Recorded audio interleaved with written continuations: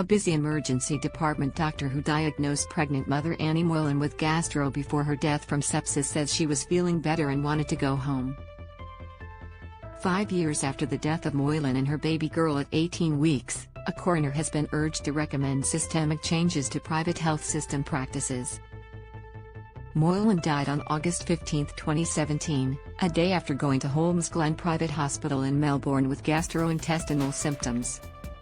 Read more. Australia's wet weather nightmare not over. Dr. Hawali. She was the only doctor working in the full 10-bed department and took an hour to see Moylan, who was triaged to be seen within half that time.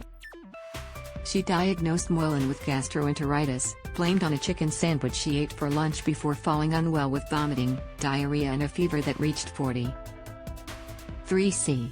She was treated with 4 fluids and morphine for her pain before her membranes spontaneously ruptured. She was rushed to St. Vincent's Private Hospital where her baby was stillborn.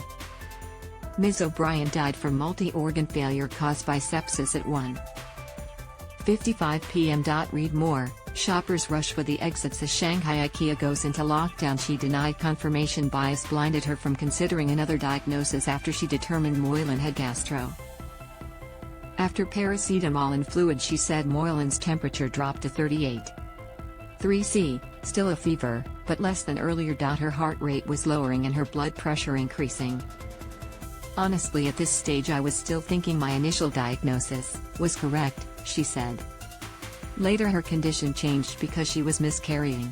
When her condition changed, I have an explanation for that. Read more. Why Aussies would survive longest in war, she said when she checked on Moylan at about 9:30 p.m., an hour after her first review. The mother of one and lawyer reported feeling better.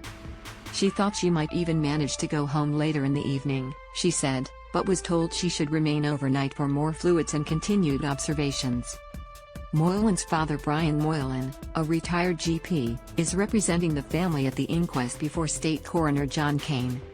He questioned she about her training to always consider the worst-case scenario and why she hadn't done that with his daughter. From Annie's presentation, from first time I reviewed her, I didn't think she was really sick, the doctor replied.